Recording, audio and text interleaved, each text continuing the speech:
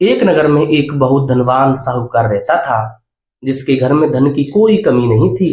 परंतु उसको एक बहुत बड़ा दुख था कि उसके कोई पुत्र नहीं था। वह इसी चिंता में दिन रात लगा रहता था। वह पुत्र की कामना के लिए प्रत्येक सोमवार को शिव जी का व्रत और पूजन भी किया करता था तथा सायंकाल को शिव जी के मंदिर में जाकर के शिव जी के सामने दीपक भी जलाया करता था। उसके इस भक्ति भाव को देख करके एक समय माता पार्वती जी ने भगवान शिव जी से कहा कि हे महाराज, यह साहूकार आपका अनन्य भक्त है और सदैव आपका व्रत और पूजन बड़ी ही श्रद्धा से करता है। आपको इसकी मनोकामना अवश्य ही पूर्ण करनी चाहिए। शिव जी ने कहा कि हे पार्वती, यह संसार एक कर्म क्षेत्र है। जैसा किसान खेत में बीज बोता है, वैसा ही वह फल को पाता है। उसी तरह मनुष्य इस संसार में जैसा कर्म करते हैं, वैसा ही वे फल भोगते हैं। पार्वती जी ने अत्यंत आग्रह से कहा कि हे महाराज, जब यह आपका अनन्य भक्त है और इसको अगर किसी प्रकार का दुख है तो इसको अवश्य दूर करना चाहिए, क्योंकि आप सदैव अपने भक्तों पर दयालु होते हैं और उनके दुखों को भी दूर करते हैं। यदि आप ऐसा नहीं करेंगे तो मनुष्य आपकी सेवा तथा व्रत क्यों करेंगे? पार्वती जी का ऐसा आग्रह देख करके शिव जी महाराज कहने लगे, हे पार्वती, इसके कोई पुत्र नहीं है।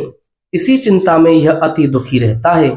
इसके भाग्य में पुत्र न होने पर भी मैं इसको पुत्र की प्राप्ति का वरदान देता हूँ, परंतु वह पुत्र केवल 12 वर्ष तक ही जीवित रहेगा। इसके पश्चात वह मृत्यु को प्राप्त हो जाएगा। इससे अधिक मैं और कुछ भी इसके लिए नहीं कर सकता। यह सब बातें साहूकार सुन रहा था। इससे उसको ना कुछ प्रसन्नता हुई और ना ही कुछ दुख हुआ। वह पहले जैसा ही शिव जी महाराज का व्रत और पूजन करता रहा। कुछ काल व्यतीत हो जाने पर साहूकार की स्त्री गर्भवती हुई और 10वें महीने में उसके गर्भ से अति सुंदर पुत्र की साहूकार के घर में बहुत खुशी मनाई गई। परंतु साहूकार ने उसकी केवल 12 वर्ष की आयु जान करके अधिक प्रसन्नता प्रकट नहीं की और ना ही किसी को वह भेद बताया। जब वह बालक 11 वर्ष का हो गया तो उस बालक की माता ने उसके पिता से विवाह आदि के लिए कहा। तो वह साहूकार कहने लगा कि अभी मैं इसका विवाह नहीं करूंगा, अपने पुत्र को काशी जी पढ़ने के लिए भेजूंगा। फिर साहूकार ने अपने साले अर्थात बालक के मामा को बुलाकर उसको बहुत सा धन दिया और कहा कि तुम इस बालक को काशी जी पढ़ने के लिए ले जाओ और रास्ते में जिस स्थान पर भी जाओ यज्ञ तथा ब्राह्मणों को भोजन कराते जाना। वह दोनों मामा भांजे यज्ञ करते और ब्राह्मणों को भोजन कराते जा रहे थे। रास्ते में उनको एक शहर पड़ा। उस शहर में राजा की कन्या का विवाह था और दूसरे राजा का लड़का जो विवाह कराने के लिए आया था वह एक आंख से काना था। उसके पिता को इस बात की बड़ी चिंता थी कि कहीं वर को देख करके कन्या के माता पिता विवाह में किसी प्रकार की कोई अड़चन पैदा न कर दें। इस कारण जब उसने अति सुंदर सेठ के लड़के को देखा तो मन में विचार किया कि क्यों न दरवाजे के समय इस लड़के से वर का काम चलाया जाए। ऐसा विचार कर वर के पिता ने उस लड़के और मामा से बात की तो वे राजी हो गए। फिर उस लड़के को वर के कपड़े पहनाकर घोड़ी पर चढ़ाकर दरवाजे पर ले गए और सब कार्य प्रसन्नता पूर्वक पूर्ण हो गई। फिर वर के पिता ने सोचा कि यदि विवाह कार्य भी इसी लड़के से करा लिया जाए तो क्या बुराई है। ऐसा विचार कर लड़के और उसके मामा से कहा, यदि आप फेरों का और कन्यादान के काम को भी करा दें तो आपकी बड़ी ही कृपा होगी और इसके बदले में हम आपको बहुत सा धन देंगे। तो उन्होंने वह बात स्वीकार कर ली और विवाह कार्य भी बहुत अच्छी तरह से संपन्न हो गया। परंतु जिस समय लड़का जाने को तैयार हुआ उसने राजकुमारी के चुन्नी के पल्ले पर लिख दिया कि तेरा विवाह तो मेरे साथ में हुआ है, परंतु जिस राजकुमारी के साथ तुमको भेजा जाएगा वह एक आंख से काना है और मैं काशी जी पढ़ने जा रहा हूँ। लड़के के जाने के पश्चात उस राजकुमारी ने जब अपनी चुन्नी पर ऐसा लिखा हुआ पाया तो उसने राजकुमार के साथ जाने से मना कर दिया और कहा कि यह तो मेरा पति नहीं है, मेरा विवाह इसके साथ नहीं हुआ है, वह तो काशी जी पढ़ने गया है। राजकुमारी के माता पिता ने अपनी कन्या को विदा नहीं किया और बारात वापस चली गई। उधर सेठ का लड़का और मामा काशी जी पहुंच गए। वहां जाकर उन्होंने यज्ञ करना और लड़के ने पढ़ना शुरू कर दिया। जब लड़के की आयु 12 साल की हो गई, उस दिन उन्होंने यज्ञ रचा रखा था कि लड़के ने अपने मामा से कहा, मामा जी आज मेरी तबीयत कुछ ठीक नहीं है। मामा ने कहा, अंदर जाकर के सो जाओ। लड़का अंदर जाकर सो गया और थोड़ी ही देर बाद उसके प्राण पखेरु उड़ गए।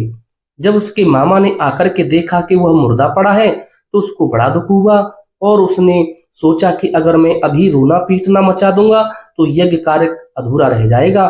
अतः उसने जल्दी से यज्ञ कार्य समाप्त किया और ब्राह्मणों के जाने के बाद रोना पीटना प्रारंभ कर दिया। संयोगवश उसी समय शिव पार्वती जी उधर से जा रहे थे। जब उन्होंने जोर जोर से रोने की आवाज सुनी तो पार्वती जी कहने लगी, महाराज कोई दुखिया रो रहा है, इसके कष्ट को दूर कीजिए। जब शिव पार्वती जी ने पास जाकर देखा तो वहां एक लड़का मुर्दा पड़ा था। पार्वती जी कहने लगी, महाराज यह तो उसी सेठ का लड़का है जो आपके वरदान से हुआ था। शिव जी कहने लगे कि हे पार्वती, इसकी आयु इतनी ही थी, वह यह भोग चुका है। तब पार्वती माता ने कहा कि हे महाराज, इस बालक को और आयु दो ना, नहीं तो इसके माता पिता तड़प तड़प करके मर जाएंगे।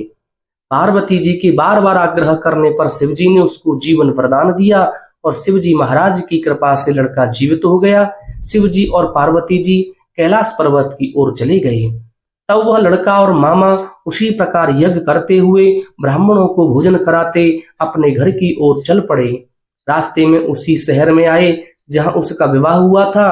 वहां पर आकर उन्होंने यज्ञ आरंभ कर दिया तो उस लड़के के ससुर ने उसको पहचान लिया और अपने महल में ले जाकर के उसकी बड़ी खातिरदारी की। साथ ही बहुत से दास दासियों सहित आदर पूर्वक लड़की और जमाई को विदा किया। जब वह अपने शहर के निकट पहुंचे तो मामा ने कहा कि मैं पहले तुम्हारे घर जाकर खबर करके आता हूँ। जब उस लड़के का मामा घर पहुंचा, लड़के के माता पिता घर की छत पर बैठे थे और ये प्रण कर रखा था, यदि हमारा पुत्र सकुशल लौट आया तो हम राजी खुशी नीचे आ जाएंगे, नहीं तो छत से गिर करके अपने प्राण खो देंगे। इतने में उस लड़के के मामा ने आकर यह समाचार दिया कि आपका पुत्र आ गया है, तो उनको विश्वास नहीं आया। तब उसके मामा ने शपथ पूर्वक कहा कि आपका पुत्र अपनी पत्नी के साथ बहुत सारा धन साथ लेकर के आया है। तो सेठ जी ने आनंद के साथ उसका स्वागत किया और बड़ी प्रसन्नता पूर्वक वे साथ रहने लगे। इसी प्रकार जो कोई भी भक्त सोमवार के व्रत को धारण करता है अथवा इस कथा को पढ़ता या सुनाता है, उसकी समस्त मनोकामना पूर्ण होती हैं। भगवान शंकर और माता पार्वती का आशीर्वाद उसे प्राप्त होता है। बोलिए शंकर भगवान की जय। ऐसी ही सुंदर कथाएं श्रवण करने के लिए कृपया आप हमारे चैनल को जरूर सब्सक्राइब करें। हर हर महादेव।